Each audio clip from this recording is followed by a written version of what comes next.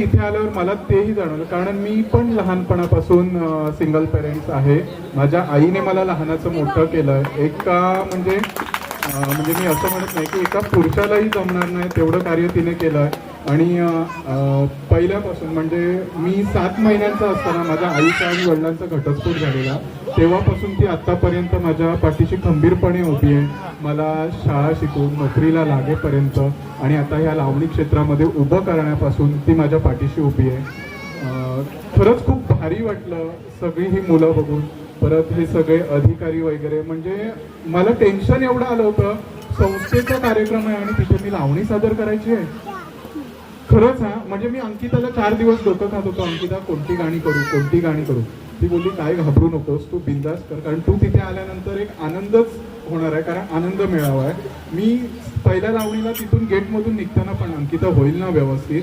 आणि जेव्हा मी इथे आलो आणि सगळ्या ह्या माझ्या बहिणी असतील, माझे भाऊ असतील, सर असतील, जे माझ्याबरोबर उत्स्फूर्त नाचायला लागले ना, तेव्हा कुठे मला असं जीवात जीव आला की बाबा नाही, म्हणजे ओके ठीक आहे बाबा. आणि त्याच्यानंतर मग ही दुसरी लावणी मी निवडली की बाबा फुल एन्जॉय करायचं आहे, कारण हा एकच दिवस असतो की आपण फुल एन्जॉय, म्हणजे आयुष्यभर आपण एन्जॉय करत असतो, पण हे एक आपला आनंद मिळावा तर ह्याच्यातून आपण एन्जॉय करत असतो. आणि मला तर खूप आनंद झाला. मी तर सरांना एक रिक्वेस्ट करेन की दरवर्षी मला बोलवा, मी नक्की येईन. कारण हा आनंद पैशात विकत घेता येत नाही. कारण अंकिता मला डायरेक्ट बोलली होती की मानधन नाही मिळणार. अगं म्हटलं संस्थेचा कार्यक्रम आहे आणि ती संस्था अशी आहे की माझ्याशी पण थोडंसं निगडीत आहे माझ्या आयुष्याशी, त्याच्यामुळे मी नाही मानधन घेणार. कारण माझी नोकरी आहे, मी सगळीकडे ऑल महाराष्ट्रामध्ये माझे कार्यक्रम चालू असतात, त्याच्यातून मला मानधन मिळत असतं.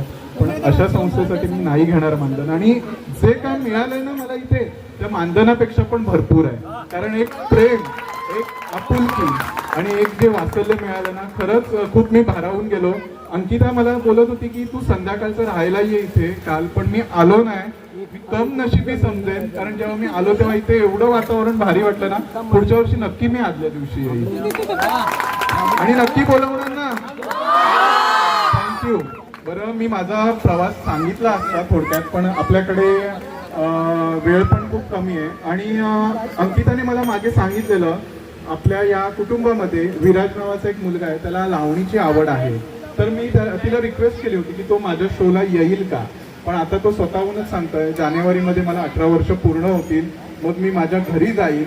मग नक्कीच मी त्याला माझ्या शोला ऍड करतोय, कारण माझ्या शोला अशी खूप मुलं आहेत की अक्षरशः ज्या मुलांच्या घरातून परमिशन नव्हती त्या मुलांना मी कार्यक्रमाला घेऊन, ज्या मुलांचे आई वडीलही नाही आहेत ती मुलं आपला स्वतःच्या कॉलेजचा, आपल्या शाळेचा खर्च ह्या कार्यक्रमाच्या ह्याच्यावरती करतायत. म्हणजे कुठेतरी मलाही अभिमान वाटतो की मी जे काही, मला लावणीच्या क्षेत्रामध्ये 16 वर्ष झाली, पण 10 वर्ष माझा ग्रुप चालू आहे. त्या 10 वर्षामध्ये एवढं मुलांनी स्वतःचं नाव पण मोठं केलंय आणि माझं पण करतायत. तसाच आता विराज मला भेटलेला आहे, त्याला मी स्वतः रिक्वेस्ट केली की बाबा येशील का.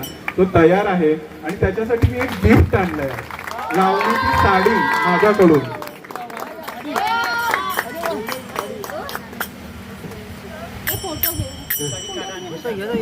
विराजसाठी आमचा उत्कृष्ट लावणी डान्सर आहे, या संस्थेचा विद्यार्थी आहे. आजपर्यंत 5 बक्षिसं मिळवलेत.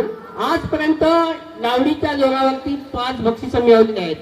सेवाभावाच्या प्रत्येक कार्यक्रमात त्याची लावणी सादर होते.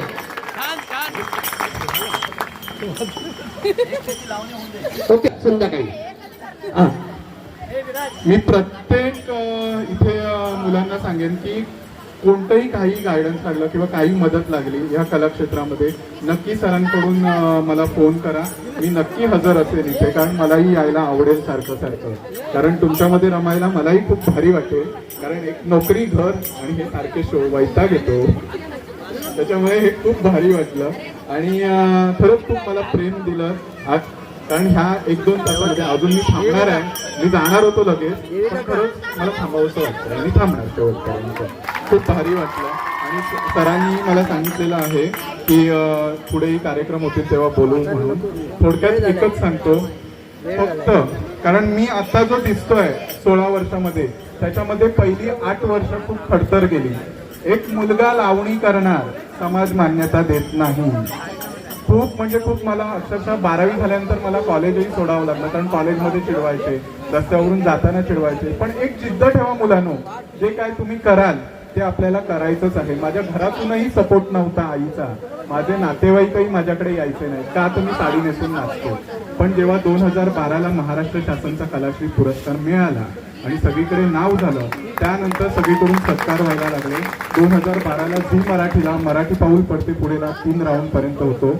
2015ला मी इंडियाज गॉट टॅलेंट आणि 2014ला एंटरटेनमेंट के लिए कुछ भी करेगा. तसंच 2020ला मला महाराष्ट्र शासनचा कलाश्री आणि 2021ला युवा कलागौरव पुरस्कार मिळाला. आणि आता जो हे ड्रेपरी बघताय आणि विराजला मी जी साडी दिली आहे ते शिवण्याचं काम माझी स्वतः बायको करते. तिचाही फुल सपोर्ट आहे, कारण आज ती आली नाही, कायम ती माझ्या सोबत असते कार्यक्रमाला.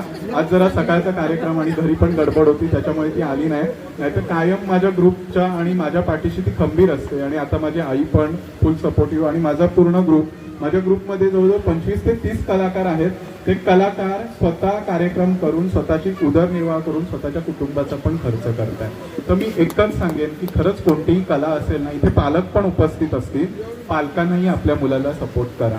त्याला मागे खेचू नका की तुला जमणार नाही, काय नाही, कारण त्यातूनच ते तुमचं पण नाव मोठं करतील. हे मी माझं स्वतःचं उदाहरण देऊन सांगतो. थँक्यू.